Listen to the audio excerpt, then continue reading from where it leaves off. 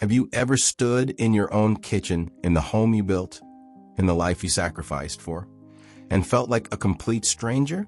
Have you ever looked at the person you married and realized in one single gut-wrenching second that the version of them you fell in love with never actually existed? And here's the question that's going to stay with you long after this video ends. What do you do when the person who was supposed to love you unconditionally looks you dead in the eyes and tells you that you are replaceable? Not in anger, not in a moment of weakness, but calmly, deliberately, like they've been waiting years to finally say it out loud? Because that is exactly what happened to Daniel. And the night those words left her mouth was the last night she ever slept under his roof. This isn't a story about a man who fell apart. This is a story about a man who held it together so tightly, so quietly, that the people around him didn't even realize the war that was happening inside him. Daniel was 38 years old, a project manager from Ohio. The kind of man who showed up for his job, for his marriage, for every promise he ever made. He wasn't perfect. He never claimed to be, but he was present. And in a marriage, presence is everything. He had been with his wife, Vanessa, for 11 years. Married for 7 of them. They had a mortgage, a dog named Scout, a shared calendar full of dinner reservations and weekend plans. From the outside, they looked exactly like what everyone hopes to become: stable, comfortable, chosen. But here's what nobody tells you about a life that looks perfect from the outside. Sometimes the cracks are running so deep underneath the surface that by the time you feel the ground shift, the foundation is already gone. Daniel didn't see it coming the way you'd expect. There was no single dramatic moment that flipped a switch. It was quieter than that, and somehow that made it worse. Because quiet destruction doesn't announce itself. It just slowly hollows everything out until one Tuesday night in March. You're standing in your kitchen at 9:47 p.m., and your wife of 7 years says 4 words that rearrange every memory you've ever made with her. You are replaceable. Never forget that. She didn't scream it. She didn't cry it. She said it the way you'd read a line off a grocery list. Flat, certain, finished. And something in Daniel's chest didn't break in that moment. It didn't shatter the way the movies tell you heartbreak works. It calcified. It turned into something hard and cold and absolutely certain. And that certainty, that specific feeling of a decision being made without his brain's full permission, is what this entire story is about. Because within 4 hours of hearing those words, Daniel had called his attorney. Within 6 hours, she was packing a bag. And by the time the sun came up over Ohio the next morning, Daniel had started the process of filing for divorce. Not out of rage, not out of revenge, but out of a quiet, devastating clarity that some people spend their entire lives never finding. But before you understand what he did that night, you need to understand everything that came before it. You need to understand the marriage, the man, the slow unraveling that Vanessa thought she was controlling, and the moment she miscalculated exactly who she was dealing with. Stay with this story, because what comes next is going to change the way you think about love, loyalty, and what it actually means to finally choose yourself. The beginning of this story isn't that Tuesday night in March. It starts much earlier than that. It starts the way all quiet disasters do, with a perfect beginning. Daniel met Vanessa on a rainy Thursday afternoon in October 2013 in the waiting area of a mechanic shop in Columbus. His car had a busted alternator. She had a flat tire. They were both annoyed, both undercaffeinated, and somehow, within 20 minutes of sitting 3 plastic chairs apart, they were laughing like they'd known each other for years. That's the thing about the beginning of something that's going to eventually destroy you. It never feels dangerous. It feels like luck. It feels like the universe finally paying attention to you after a long stretch of being ignored. He asked for her number before the mechanic called either of their names. She gave it to him without hesitating. And that small, unhesitating moment, that confidence she had, that ease, was the first thing he fell in love with. Vanessa was sharp. She was funny in the specific way that catches you off guard, the kind of funny that makes you snort laugh at inappropriate moments. She had opinions about everything and delivered them without apology. To Daniel, who had spent most of his 20s dating women who shrunk themselves to fit whatever the room needed, Vanessa felt like oxygen. They dated for 4 years before he proposed. He wasn't dragging his feet. He was deliberate. He wanted to be certain. He wanted to have something real to offer her. Stability, a plan, a future with actual dimensions. By the time he got down on one knee at a small Italian restaurant in downtown Columbus on a freezing January evening in 2017, he had already put a down payment on a house, mapped out a 5-year financial plan, and mentally committed to her in every way a person can commit before the ring is even on the finger. She said yes before he finished the sentence. That detail mattered to him. It still does, even now, even after everything. The first 2 years of marriage were genuinely good. Not perfect. Daniel would be the first to tell you that. But good in the ways that actually count. They cooked together on Sunday nights. They argued about small things and resolved them before bed. They built routines that felt like anchors. Vanessa had a way of making ordinary moments feel intentional. And Daniel loved that about her more than he could ever properly articulate. He wasn't a man who used words like soulmate easily. But in those early years, the word crossed his mind more than once. He worked hard. He got promoted twice in 3 years. He poured everything he earned back into their life together. The house, the vacations, the retirement accounts with both their names on them. He wasn't doing it to be recognized. He was doing it because that's what you do when you've chosen someone. You build. You protect. You show up every single day, even when showing up is exhausting. Because the alternative, a life without her, genuinely wasn't something you wanted to imagine. And that right there is the most important thing you need to understand about Daniel before this story goes any further. He wasn't naive. He wasn't weak. He was a man who loved his wife with full awareness and full intention, which means that what Vanessa eventually did to him wasn't the result of confusion or neglect on his part. It was a choice she made with her eyes wide open, in a marriage where she was fully seen, fully provided for, and fully loved. That's what makes what comes next so hard to process. Because the cracks didn't appear because Daniel stopped trying. They appeared because someone quietly and deliberately started making room for something else. And she did it while he was still showing up every single day, completely unaware. It started with her phone, not in the dramatic movie scene way, where someone snatches a device and reads a damning message out loud. It was quieter than that, subtler. One evening in the spring of their 5th year of marriage, Daniel reached over to silence Vanessa's phone because it was buzzing repeatedly on the nightstand and she was in the shower. It was something he'd done 100 times before without a second thought. But this time, the screen was face down. It had never been face down before. He noticed it the way you notice a picture frame that's been moved 2 inches to the left, not enough to be certain something changed, but enough to make the back of your neck feel strange. He didn't pick it up. He didn't snoop. He just noted it and moved on. Because that's what people do when they love someone, and the alternative explanation is something they're not ready to hold. The mind is extraordinarily talented at filing uncomfortable observations into a drawer labeled probably nothing. And Daniel's mind was no exception. He was a reasonable man. He believed in privacy. He told himself that a face-down phone meant nothing, because on its own, it genuinely didn't. But then came the passcode change. Vanessa had used the same 4-digit code for as long as Daniel could remember. Her childhood home street address. One morning, he picked up her phone to check the weather because his was charging across the room, and the code didn't work. She was in the kitchen. He walked in, handed her the phone, said the code wasn't working. She took it from him without looking up from the stove, typed something quickly, and handed it back. "I changed it a while ago," she said.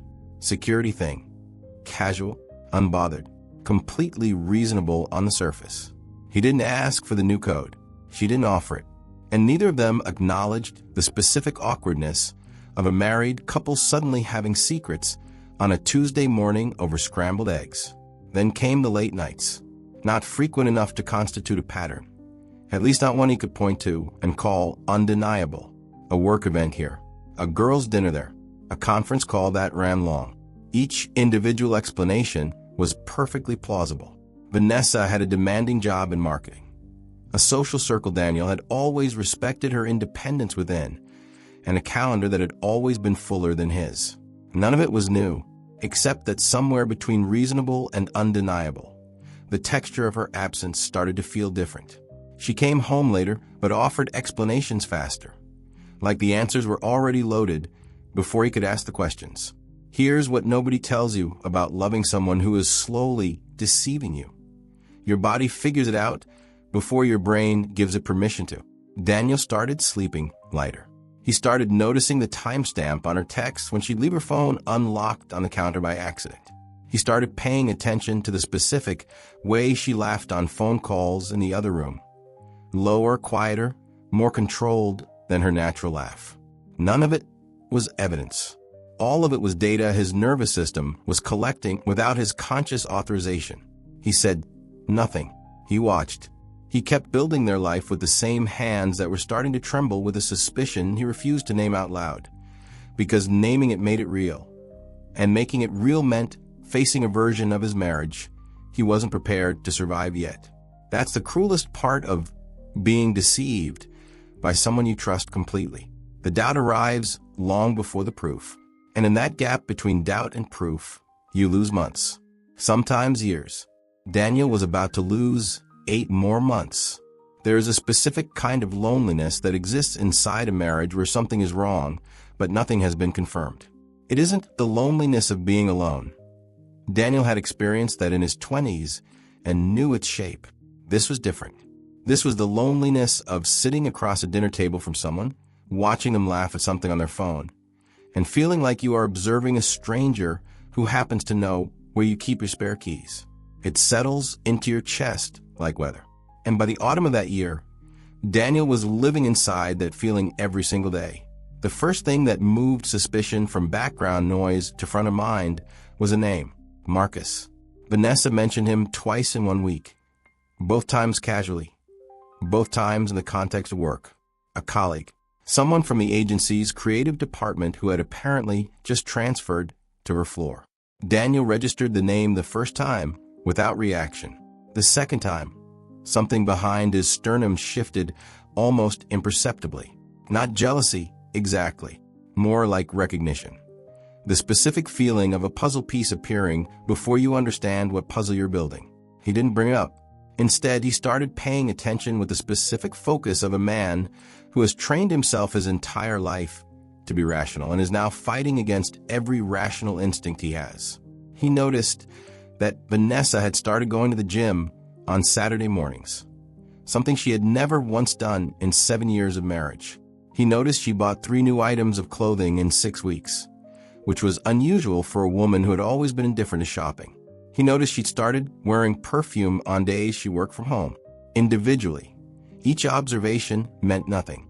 Collectively, they were building an argument his heart desperately didn't want to win. Then came the night that removed all ambiguity from his gut feeling, even if it still didn't constitute proof. It was a Wednesday. Vanessa had told him she was having dinner with her colleague Jennifer, a standing arrangement they'd had for years. Daniel came home from work, made himself dinner, and somewhere around 9 o'clock sent her a text asking if she wanted him to wait up. The message delivered. It didn't show as read for 47 minutes. When it finally did, her response came back in under 10 seconds. Almost home, don't wait up, love you. 47 minutes to read a message, 10 seconds to reply. His mind ran the calculation before he could stop it. She walked in at 10:15. She smelled like she'd reapplied her perfume recently. She kissed him on the cheek, said dinner ran long, went straight to the bathroom, and stayed in the shower for 22 minutes. Daniel sat on the edge of the bed and stared at the wall and felt the last reasonable explanation he'd been holding onto quietly dissolve. He still said nothing, because here is the brutal mathematics of suspicion without proof. If you confront without evidence, you look paranoid. You look controlling. You hand the other person the moral high ground, and they will use against you with devastating efficiency. Daniel understood this instinctively. He wasn't going to fire a warning shot. If he was going to say something, he was going to say it with certainty. So he waited. He watched. He kept showing up to his own marriage like a man who suspected nothing, while internally he was dismantling every assumption he'd ever made about the woman sleeping beside him. The worst part wasn't the suspicion. The worst part was how normal everything looked from the outside. Their life, their routines, their Sunday dinners. The performance of a marriage continuing while the marriage itself was already somewhere else entirely. He gave it 3 more weeks. Then he found what he was looking for, and he wished for a long moment that he never had. It wasn't a dramatic investigation. Daniel didn't hire a private detective. He didn't install tracking software or go through her purse in the middle of the night. What ended 11 years of his life was a single notification that appeared on the laptop screen they shared for household bills. A laptop that Vanessa had apparently forgotten was still logged into her personal email account. Daniel sat down on a Sunday morning with a cup of coffee to pay the electricity bill. And there it was, an email thread. The preview alone was enough. He didn't need to open it to understand what he was looking at. But he opened it anyway, because some part of him needed the full weight of it, needed to feel the complete truth rather than another partial shadow he could talk himself out of. The emails went back 4 months. Marcus was not just a colleague from the creative department. He was a reason for the gym memberships and the new clothes and the perfume on work-from-home days and the 47-minute gap before a text message got read on a Wednesday night. The emails were detailed enough to eliminate every remaining thread of doubt Daniel had been quietly, desperately clinging to. There was no misinterpretation available to him, no generous reading of the situation. Just 4 months of documented betrayal sitting in a shared laptop on a Sunday morning while the coffee went cold in his hand. He sat there for a long time, longer than he could accurately measure afterward. The house was completely silent, except for Scout's shifting position on his dog bed in the corner. Vanessa was still asleep upstairs, and Daniel sat at that kitchen table in the home he'd put a down payment on. In the life he'd spent 7 years of marriage building brick by careful brick, and felt something move through him that wasn't quite grief and wasn't quite rage. It was closer to the feeling of a building after a controlled demolition, everything collapsing inward perfectly, without making a sound to the outside world. He closed the laptop. He finished the electricity bill. He washed his coffee mug, dried it, put it back in the cabinet. Then he went for a walk, alone, without his phone, without Scout, and walked for nearly 2 hours through his neighborhood while his mind worked through what he now knew with the slow, methodical precision of a man who processes devastation by moving his body through space. Here's what most people don't understand about the moment of confirmation after a long period of suspicion. It doesn't feel the way you expect. People assume confirmation brings explosion, screaming, immediate confrontation.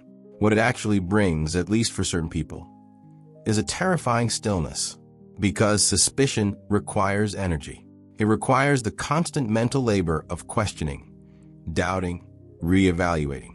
Confirmation ends all of that labor instantly, and in the sudden absence of that effort, what's left is just the pure, unobstructed shape of what happened to you. Daniel came home from that walk knowing 3 things with absolute certainty. He knew his marriage was over. He knew he was going to handle what came next with complete composure. And he knew that whenever the confrontation happened, he was going to let Vanessa speak first, because he wanted to see, with his own eyes, whether she would tell him the truth voluntarily or whether she would look him in the face and choose the lie. He didn't have to wait long to find out. That same evening, sitting at the dinner table over a meal she had cooked, Vanessa's phone lit up with a notification. She grabbed it faster than she needed to. Daniel watched her face as she read it, and he made his decision about when the conversation was going to happen. 3 days. He gave it exactly 3 days. He chose a Tuesday evening, deliberately, specifically Tuesday, because it was the most ordinary night of the week. No anniversaries attached to it. No significance that could later be reframed as dramatic or calculated. Just a regular Tuesday in November. Dark outside by 5:30. Heat running through the vents. Scout asleep by the front door. Daniel came home from work, changed out of his work clothes, and started making dinner the way he did on any other night.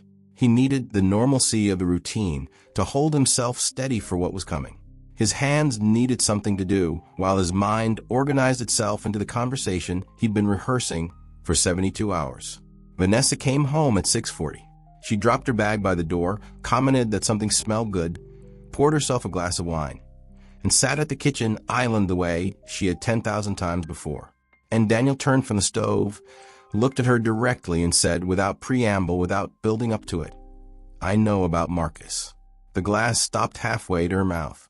What happened in the 4 seconds after those 4 words is something Daniel has replayed more times than he can count. He watched the calculation happen behind her eyes in real time. The rapid assessment of what he might know versus what he could prove. The instinctive search for an exit route. The micro-expressions cycling through denial and panic, and something that looked briefly, grotesquely, like relief. Then she set the glass down on the counter with a precision that suggested she was using the motion to buy herself exactly 1 more second. "It's not what you think," she said. Daniel didn't raise his voice. He didn't move from where he was standing. He told her quietly and completely exactly what he had read in those emails. He gave her the dates, the details, the specific language that made misinterpretation impossible. He laid it out not as an accusation but as a record, because he wanted her to understand that there was no version of this conversation where she was going to redirect the narrative. When he finished, the kitchen was so quiet that the sound of the refrigerator running was loud. Vanessa cried. For approximately 4 minutes she cried. And Daniel stood there and watched it happen with the stillness of a man who has already grieved privately and arrived at this moment empty of the softness that tears are designed to reach. Then the crying stopped. And what came after the crying is the part that reordered everything. She straightened. She wiped her face with the back of her hand. And then, with a composure that clearly surprised even her, she looked at Daniel across their kitchen and said the words that this entire story has been building toward. Not as an apology, not as an explanation, as a statement of fact, delivered with the flat certainty of someone who has decided that offense is a better position than remorse. "You're replaceable. Never forget that." Daniel didn't respond immediately. He let the words exist in the room for a moment. The way you let a fire burn itself out rather than throwing water on it. He looked at his wife of 7 years, this woman he had proposed to in a freezing restaurant, whose name was on his mortgage, whose dog was asleep by their front door, and felt the last remaining filament of anything that had connected him to this marriage snap cleanly and completely. He nodded once, turned back to the stove, turned the burner off, and said, with a calm that would later frighten even him when he thought back on it, "Okay, then tonight is your last night here." She laughed. She actually laughed. She thought he was bluffing. He wasn't. Vanessa's laugh lasted exactly as long as it took her to read Daniel's face. Because there is a specific expression that a person wears when they have moved past the point of negotiation. Not anger, not hurt, not the desperate energy of someone who still has something to fight for. It is the expression of absolute resolution. And it is unmistakable once you've seen it. The laugh died somewhere in her throat. She set her wine glass down for the second time that evening and looked at him with the first genuine uncertainty he had seen from her since the confrontation began. Daniel walked out of the kitchen and went upstairs. He sat on the edge of the bed, their bed. The one they'd picked out together at a furniture store in 2018. The one with the headboard Vanessa had spent 3 weeks deciding on. And he gave himself exactly 10 minutes. Not to reconsider. He was done reconsidering. He gave himself 10 minutes to let the full reality of what was happening move through his body completely, because he understood instinctively that what came next required every part of him to be functioning, not fractured, not flooded, not operating from the raw, exposed nerve of fresh betrayal. He needed to be precise. He needed to be legal. He needed to be unreachable. Downstairs, he could hear Vanessa moving around the kitchen, the sound of a cabinet opening, the refrigerator, the specific acoustic of someone buying time by pretending to be busy. She was waiting for him to come back down softer. She was waiting for the version of Daniel that she had spent 7 years learning to manage. The reasonable man, the patient man, the man who valued the preservation of peace over the pursuit of truth. She had miscalculated fundamentally and catastrophically who she was dealing with on this particular Tuesday night. Because the man who came back downstairs 20 minutes later was not the man she had built her strategy around. Daniel came downstairs with his phone in his hand and the contact information for his attorney already pulled up on the screen. He had retained David Hartley 2 years earlier for a contract dispute at work and had never deleted the number. He almost had once. He was profoundly grateful, standing in his own hallway at 8:14 on a Tuesday night in November, that he hadn't. He made the call from the living room while Vanessa stood in the kitchen doorway and watched. He left a voicemail, calm, specific, 3 sentences long. He stated his name, stated that he needed to begin divorce proceedings, and asked for a call back first thing in the morning. Then he hung up and looked at her directly for the first time since coming back downstairs. She had stopped looking uncertain. Now she looked something else entirely. And it took Daniel a moment to identify the expression before he recognized it as the specific anger of someone who expected to have more control over a situation than they currently do. This was not the face of a woman who felt remorse. This was the face of a woman recalculating. "You're being insane," she said. "You're not thinking clearly." Daniel didn't argue. He didn't defend himself. He didn't explain his emotional state or justify his decision or give her anything she could grab onto and redirect.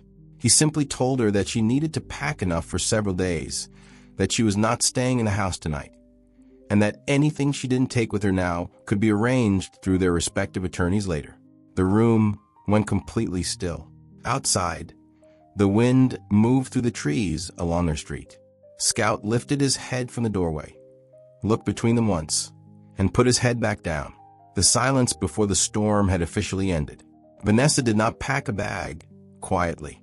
That would have required an acceptance of the situation that she simply wasn't prepared to offer. Instead, what followed Daniel's instruction was 40 minutes of the most calculated emotional theater he had ever witnessed from another human being. And he watched all of it with the detached attention of a man who has already emotionally left the building, even if his body was still standing in the hallway of his own home. She started with tears.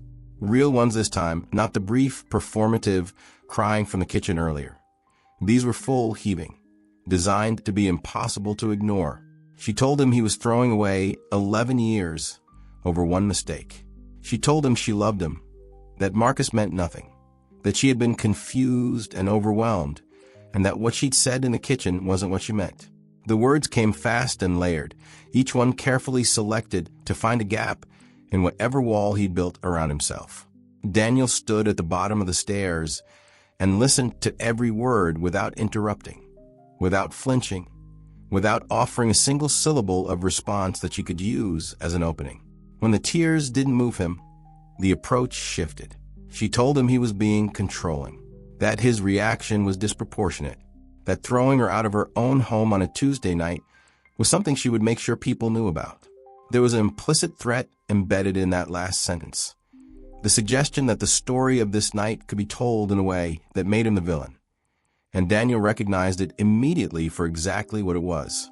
He looked at her steadily and said, "You're welcome to tell anyone whatever you'd like. Pack your bag, Vanessa." She went upstairs. He heard drawers opening and closing, the bathroom cabinet, the specific sound of a suitcase zipper. He stood in the living room and looked around at the space they'd built together, the furniture they'd chosen, the photographs on the walls, the small accumulated evidence of a shared life, and felt not sentimentality, but something closer to administrative clarity. Every object in this room was going to need to be accounted for.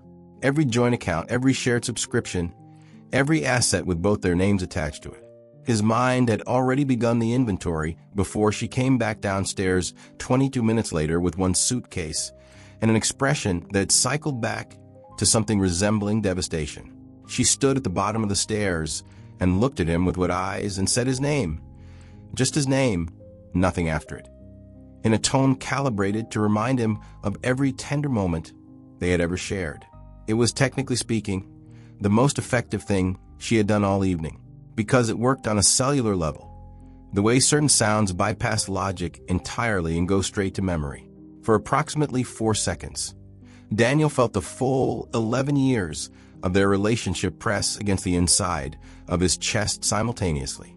Then he picked up her car keys from the hook by the door and held them out to her. She took them.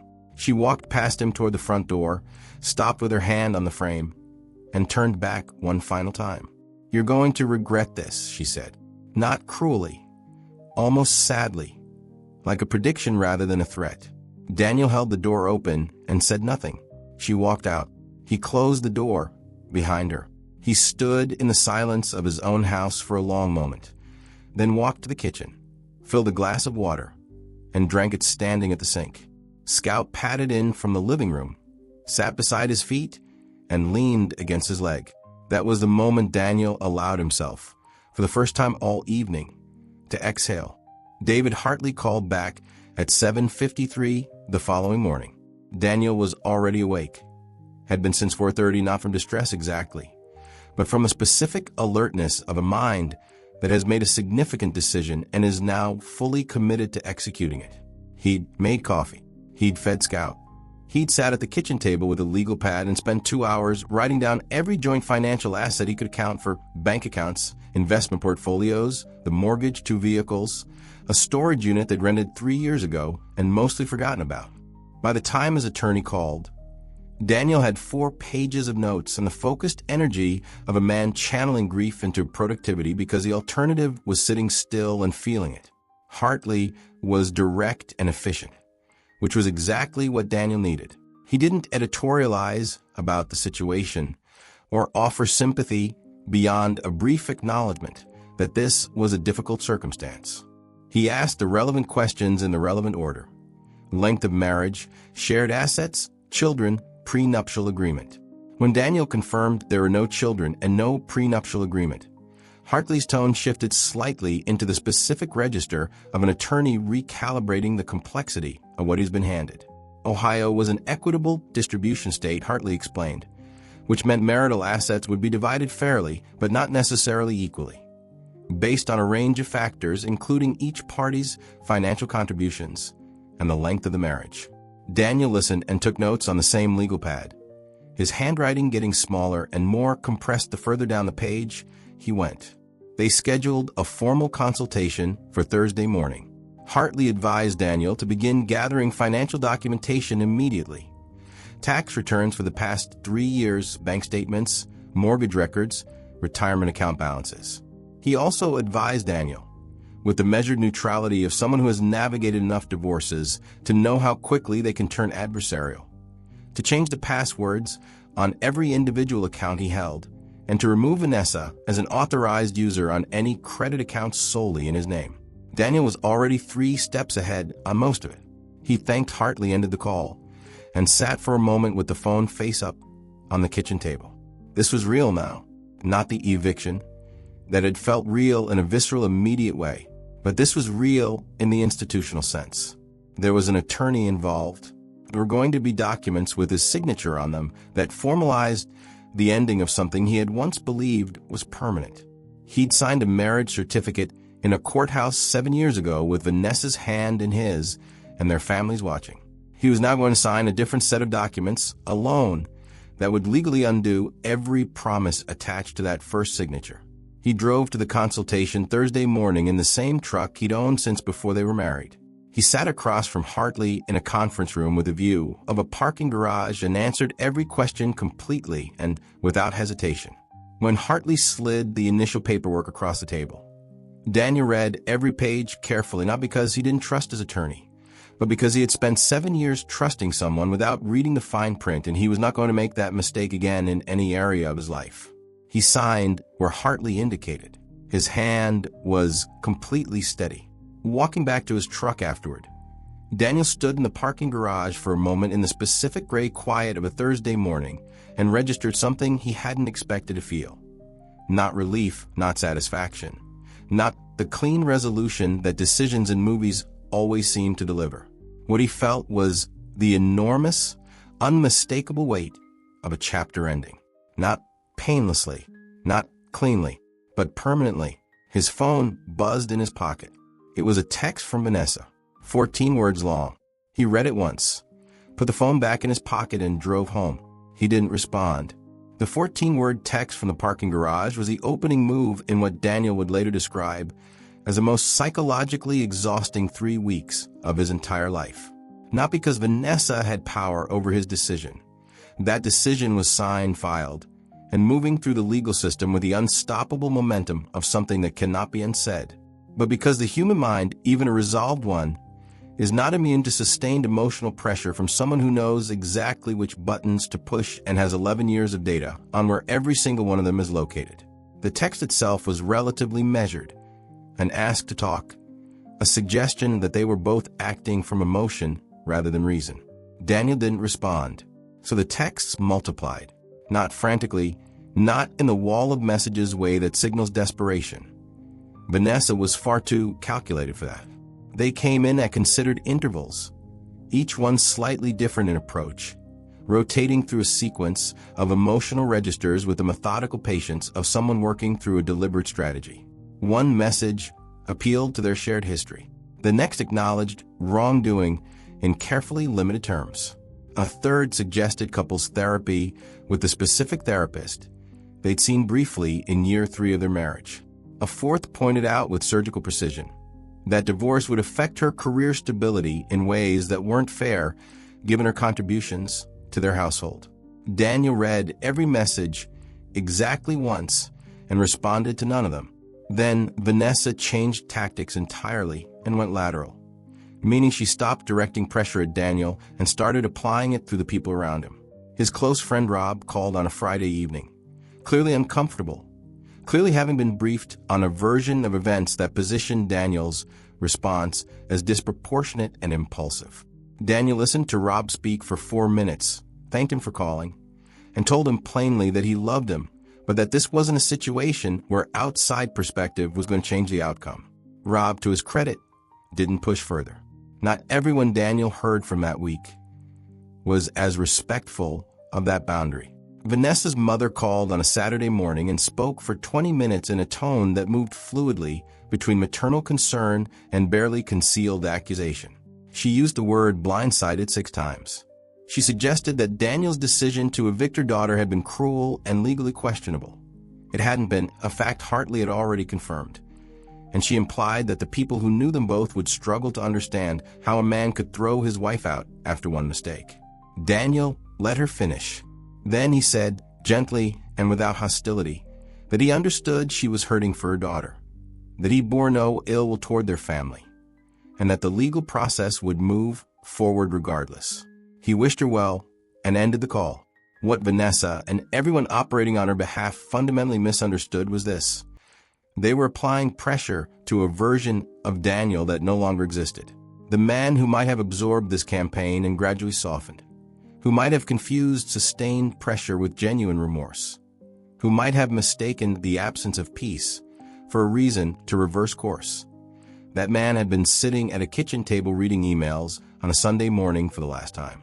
What they were pushing against now was someone who had already done his grieving privately, already made his decision publicly, and was now simply waiting for the legal system to catch up with what he already knew was true. The manipulation didn't stop, but it did something unexpected in its failure. It clarified for Daniel, with every unanswered text and every deflected phone call, exactly how little of what he thought he had in his marriage had actually been real. Because genuine remorse doesn't run coordinated campaigns. Genuine remorse shows up alone, without strategy, and asks for nothing. He never received that. Not once. Not from her. The divorce was finalized 4 months and 11 days after Daniel signed the initial paperwork in Hartley's conference room. For months that moved with the specific grinding slowness of a legal process that doesn't care about your emotional timeline, full of documentation requests and asset valuations, and a mediation session in February that lasted 6 hours and left Daniel driving home in the dark, feeling hollowed out in a way that had nothing to do with the settlement terms and everything to do with sitting across a conference table from a woman he had once proposed to in a freezing restaurant and negotiating the price of their shared life in 90-minute increments. The settlement was equitable in the legal sense of the word. The house went to Daniel. He bought out Vanessa's share at a figure Hartley negotiated with the flat efficiency of someone who does this every day. The joint accounts were divided. The retirement portfolios were assessed and split according to contribution ratios that ultimately favored Daniel given the disparity in their respective earnings over the marriage. Vanessa kept her car, a portion of the savings, and the furniture from the guest bedroom that she'd picked out herself. Daniel kept everything else, including Scout, a point that had not required negotiation because Vanessa had not contested it, which told him something about the marriage he hadn't fully registered while he was inside it. The social fallout arrived in waves rather than all at once, which made it harder to brace against. 3 couples they'd been close with as a unit quietly disappeared from Daniel's life in the weeks following the separation. Not dramatically, not with confrontation, just with the gradual reduction of contact that signals a loyalty decision has been made and he was on the losing side of it. 2 of those couples he genuinely mourned. The third, he realized in a specific clarity that grief sometimes delivers, he had only ever been close to through Vanessa's gravitational pull and had nothing independent of her to sustain. What surprised him most was the people who moved toward him rather than away. A coworker named Pete, someone Daniel had always respected but never been particularly close to, started checking in with a consistency that wasn't intrusive but was unmistakably intentional. His younger brother Marcus, different Marcus. The coincidence of the name was not lost on Daniel. Drove 4 hours from Pittsburgh on a random Saturday in March with 2 bags of groceries and no agenda beyond sitting on Daniel's couch and watching college basketball for 8 hours. His mother called every Sunday without fail and never once offered advice he didn't ask for, which was the greatest kindness anyone extended to him during those 4 months. He started running, not as therapy, not as a prescribed coping mechanism, but because he needed somewhere to put the physical energy that grief generates when doesn't have anywhere else to go. He ran at 5:30 in the morning before work, through his neighborhood in the dark, past houses where people were still asleep inside lives that were still intact. He wasn't running from anything. He was running because his body needed to remind itself that it was still capable of moving forward under its own power. The healing wasn't linear and it wasn't clean.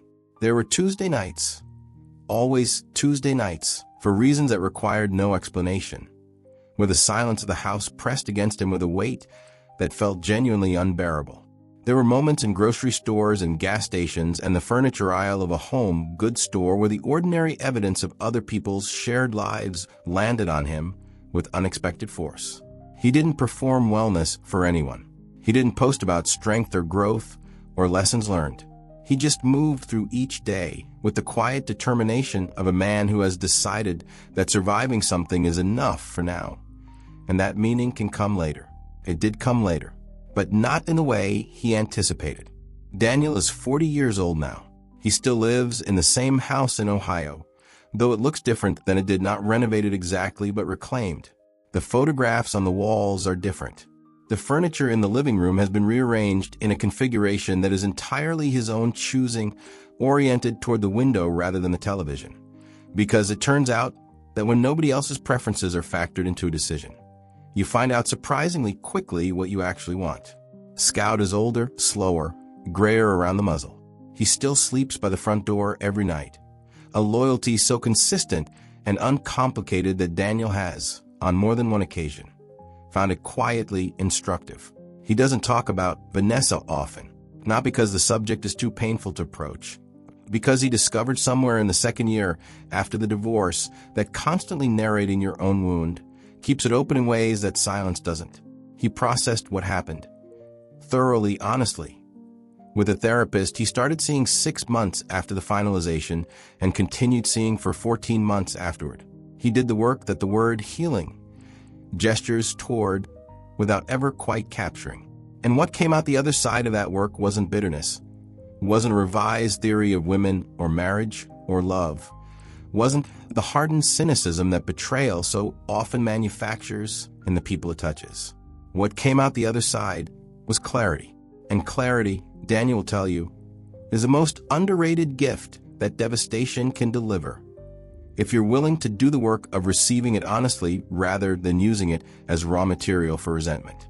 Here is what he learned. He learned that loving someone with full commitment is never the mistake. Withdrawing from love entirely to protect yourself from its risks is a mistake, because it guarantees the loss of something real in exchange for the prevention of something painful. He learned that the red flags he ignored in years 4 and 5 of his marriage were never invisible. They were visible. And he chose not to look at them directly because looking at them directly would have required him to act. And acting would have disrupted a comfort he had mistaken for happiness. He learned that self-respect is not something you discover after betrayal. It's something you practice before it. And the degree to which you've practiced it determines how quickly you find your footing when the ground disappears.